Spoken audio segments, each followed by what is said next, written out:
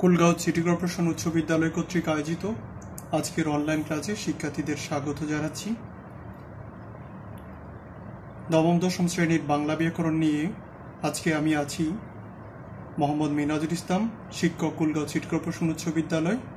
আজকে আমি আলোচনা করছি নবম দশম শ্রেণীর বাংলা ব্যাকরণের তৃতীয় অধ্যায়ের ষষ্ঠ পরিচ্ছেদ সমাস নিয়ে। আজকে আমি মনে রাখার শর্টকাট টেকনিক সহ সমাস নিয়ে আলোচনা করব। সমাস এটা পড়তে নাকি লাগে 6 মাস। আজকে ইনশাল্লাহ আমি 6 মিনিটের মধ্যে এই সমাসটা আলোচনা করব। সমাজের তাহলে আমরা শুরু থেকে কৌশলটা শুরু করি। সমাস কিভাবে মনে রাখবো? সমাস এটা হচ্ছে দন্ত স হলে আমরা দিয়ে বলবো 6 মাস, মানে হচ্ছে 6 প্রকার। 6 প্রকার বানান এরকম, কিন্তু আমরা বলবো এভাবে 6 প্রকার। তাহলে এখন আমরা প্রকারভেদ গেল।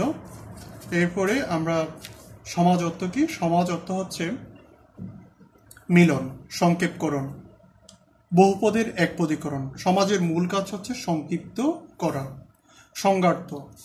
সংজ্ঞার্থ হচ্ছে পরস্পর অর্থসঙ্গতি সম্পন্ন দুই বা ততোধিক পদের এক পদে পরিণত হওয়াকে আমরা সমাস বলি। সমাসের প্রকারভেদ। সমাস টোটাল 6 প্রকার। তাহলে এগুলো আমরা কিভাবে মনে রাখতে পারি? এসো কৌশলে শিখি ও সংক্ষেপে মনে রাখি। তাহলে আমরা কিভাবে মনে রাখতে পারি এগুলো? দ্বন্দ্বে বহু ব্যয় বাড়ে, তাই দ্বিগু কর্মে তৎপর। এভাবেও বলতে পারি। আবার বলতে পারি দ্বন্দ্বে বহু অপব্যয় বাড়ে, তাই দ্বিগু কর্মে তৎপর। এভাবে আমরা মনে রাখতে পারি। দ্বিগু একটা ছেলের নাম, সে কাজ করে, এই কথাটাকে আমি বলেছি দ্বিগু কর্মে তৎপর। দ্বন্দ্ব ঝগড়াঝাটি করলে পরে অনেক বেশি ব্যয় বাড়বে, সেজন্য দ্বিগু ছেলেটা কাজ করছে, দ্বিগু কর্মে তৎপর। দ্বন্দ্ব সমাজ, বহুব্রীহি সমাজ, অব্যয়ীভাব সমাজ, দ্বিগু সমাজ, কর্মধারয় সমাজ, তৎপুরুষ সমাজ। এভাবে আমরা 6টা সমাজ মনে রাখতে পারি। আবার পদের প্রাধান্য, কোন সমাসে কোন পদের প্রাধান্য আছে, অথবা কোন পদের প্রাধান্যের ভিত্তিতে আমরা কোন সমাস চিনতে পারব। পদের প্রাধান্যের ভিত্তিতে আমরা সমাজ চেনা খুবই সহজ। পূর্বপদ, অব্যয়ীভাব সমাজে পূর্বপদের প্রাধান্য থাকে। পরপদ, দ্বিগু কর্মধারয় তৎপুরুষ সমাসে পরপদের প্রাধান্য থাকে। আর দ্বন্দ্ব সমাসে উভয় পদের প্রাধান্য থাকে। বহুব্রীহি সমাসে তৃতীয় বা অন্য পদের প্রাধান্য থাকে, অর্থাৎ এই 2 পদের বাইরে। এই ব্যাখ্যাগুলো আমরা একটু দিচ্ছি। অব্যয়ীভাব সমাজে পূর্বপদের প্রাধান্য থাকে। এই কথাটা কিভাবে মনে রাখবো? এভাবে মনে রাখবো যে ব, এখানে 2 নম্বর বর্ণ ব, এখানেও 2 নম্বর বর্ণ ব। তাহলে এই ব, তাহলে পূর্বতে 2 নম্বর ব, অব্যয়তে 2 নম্বর ব। এভাবে আমরা অব্যয়ীভাবে পূর্বপদের প্রাধান্যের কথা মনে রাখতে পারি। দ্বিগু কর্মে তৎপর, এই লাইনটার শেষে পর আছে, এখানেও পর, তাহলে এই 3টাতে পরপদের প্রাধান্য আছে। এই ব্যাখ্যাটা আমি পরে উদাহরণে বুঝিয়ে দিব। উভয়পদ দ্বন্দ্ব সমাজে উভয়পদের প্রাধান্য আছে। তাহলে দৈব, এখানে দৈব 2টা, 2 মানে হচ্ছে উভয়, সুতরাং দ্বন্দ্ব সমাজে উভয় পদের প্রাধান্য আছে। আবার আছে তৃতীয় অথবা অন্য পদ। আমরা বলি 2 এর বেশি হলে তৃতীয়, অর্থাৎ উভয় পদ মানে হচ্ছে এখানে পূর্বপদ এবং পরপদ, এই 2 পদ মিলে হচ্ছে উভয় পদ। তৃতীয় বা অন্য পদ মানে হচ্ছে এই 2 এর বাইরে, এখানে পূর্বপদও নেই, পরপদে নেই, এই 2 পদের বাইরে অন্য কিছু থাকলেই পরে সেটা হবে কি? বহুব্রীহি সমাজ। বহুব্রীহি সমাজ হচ্ছে তার পদের অর্থ না বুঝিয়ে অন্য কিছু বোঝাবে, অর্থাৎ বাক্যের ভিতরে যা আছে বা এই পদের ভিতরে যা কিছু আছে, ব্যাস বাক্যের ভিতরে যে শব্দগুলো আছে সেই শব্দের অর্থ না বুঝিয়ে অন্য কিছু বোঝাবে। তাহলে বহুব্রীহি মানে হচ্ছে এই 2 এর বাইরে, এই 2 এর বাইরে অন্য কিছু হলে হচ্ছে সেটা বহুব্রীহি। এবার আমরা চলে যাচ্ছি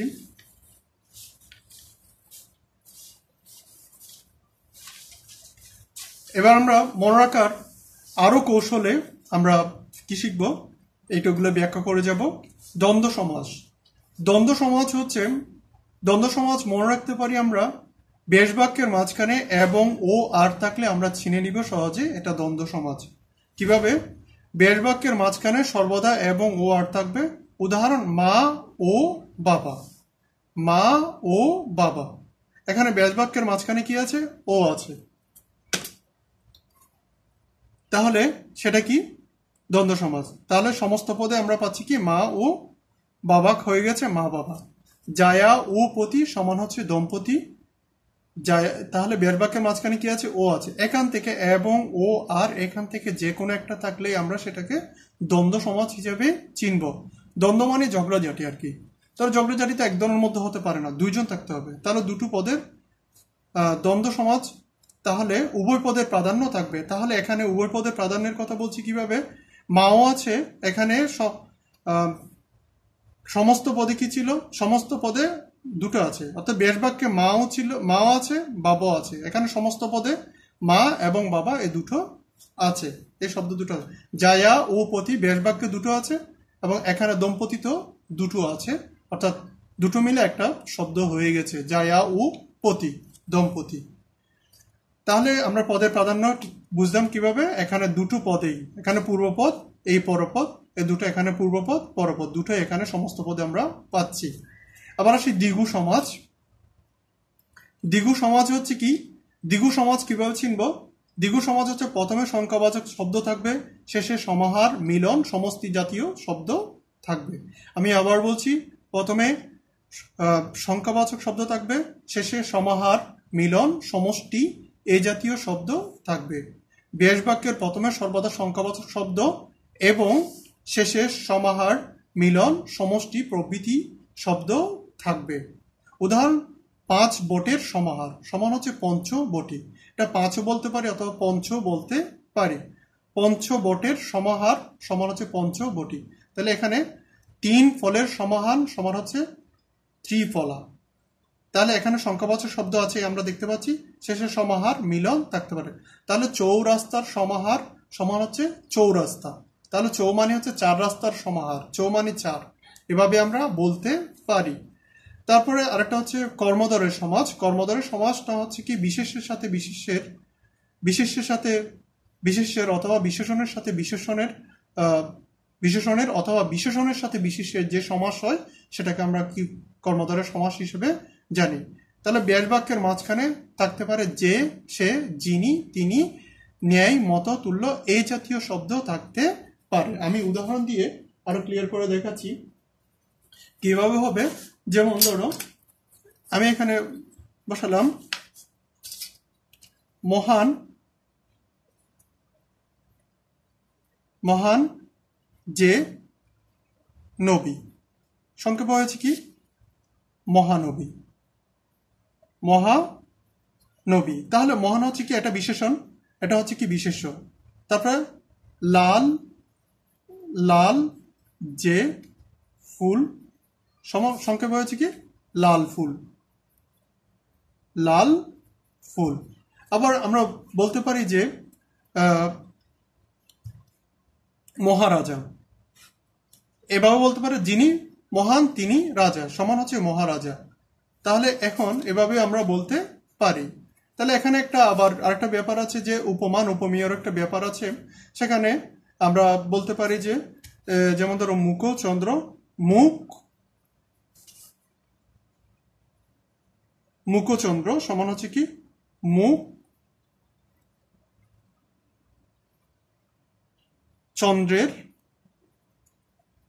ন্যায়, অথবা চন্দ্রের ন্যায় যে, চন্দ্রের ন্যায় যে মুখ সমান হচ্ছে কি? চন্দ্রমুখ, চন্দ্র মুখ। তারপর এখন বলা যায় যে তুষার শুভ্র, তুষারের, তুষারের ন্যায় শুভ্র সমান হচ্ছে কি? তুষার শুভ্র। এভাবেই করে আমরা করতে পারবো। তাহলে এখন তুষার শুভ্র, তুষারের ন্যায় শুভ্র, তাহলে ব্যাসবাক্যের মাঝখানে কি আছে? ন্যায়, ন্যায় মতো তুল্য থাকতে পারে। তাহলে সেরকম বিষাদ রূপ সিন্ধু, বিষাদ সিন্ধু এভাবে হতে পারে। এবার আমরা দেখাচ্ছি তৎপুরুষ সমাজ। তৎপুরুষ সমাজে বিভক্তি লোপ পায়, যে প্রকারের বিভক্তি লোপ পাবে সেই প্রকারের তৎপুরুষ সমাজ হবে। যে প্রকারের বিভক্তি লোপ পাবে সেই প্রকারের তৎপুরুষ সমাজ হবে। বিভক্তি লোপ পেয়ে তৎপুরুষ সমাজ হয়, যে বিভক্তি লোপ পাবে সেই তৎপুরুষ সমাজ হবে। এখানে যেমন ধরো আমরা বলতে পারি যে রাজার পুত্র, রাজার পুত্র। তাহলে এখানে রটা কাটলাম, র হচ্ছে ষষ্ঠী তৎপুরুষ, তাহলে এখানে কি হবে? এটা হচ্ছে কি রাজার পুত্র, সংখ্যাবাচক কি রাজপুত। তাহলে এটা হবে কি ষষ্ঠী তৎপুরুষ। এটা কি হচ্ছে? কারণ আমি কি কেটেছি, এখানে রটা কেটে গেছে, তাহলে এটা হয়েছে কি ষষ্ঠী বিভক্তি। ষষ্ঠী বিভক্তির একটা নিদর্শন বাদ পড়ে গেছে, সেজন্য আমি এটা বলছি ষষ্ঠী তৎপুরুষ। এবং হচ্ছে দল হতে ছুট, দল হতে ছুট। তাহলে এখন সেটা হবে কি সংক্ষেপ হবে দল ও ছুট। তাহলে এখন হতে থেকে যে এগুলো পঞ্চমী, এটা হচ্ছে কি পঞ্চমী তৎপুরুষ সমাজ হবে। যে প্রকারের বিভক্তি লোপ হবে সেই প্রকারের তৎপুরুষ সমাজ হবে। এবার আমরা সংক্ষেপে আসি অব্যয়ভাব সমাজ। যদি শব্দের আগে উপসর্গ থাকে তাহলে আমরা চিনে নেব সেটা হচ্ছে অব্যয়ভাব। যদি অব্যয়ভাব সমাজ, যদি শব্দের আগে উপসর্গ থাকে তাহলে আমরা সেটাকে চিনে নেব, সেটা অব্যয়ভাব সমাজ। তাহলে সেটা আমরা কিভাবে দেখব? যে যেমন ধরো যে গ্রহের আগে আমরা একটা কি লাগালাম? উপ লাগালাম, হয়ে গেল উপগ্রহ। তাহলে এটা হচ্ছে উপসর্গ। যেমন কাজ এই শব্দের আগে একটা অ লাগালাম, এটা একটা উপসর্গ, তাহলে অকাজ হয়ে গেল। ঠিক তেমনি করে আমরা বলতে পারি যে যেমন ধরো নয়ন মানে হচ্ছে চোখ, এর আগে একটু উপ লাগালাম, তাহলে হয়ে গেল উপনয়ন। তাহলে দেশ আগে লাগালাম কি একটা হচ্ছে উপ লাগালাম, তাহলে এটা হয়ে গেল কি উপদেশ। ঠিক তেমনি করে ভাতের আগে আমরা কি লাগালাম? ভাতের আগে একটা প্র লাগালাম, হয়ে গেল প্রবাদ। তাহলে এইরকম উপসর্গ লাগালেই পরে তাহলে এগুলো হচ্ছে কি তাহলে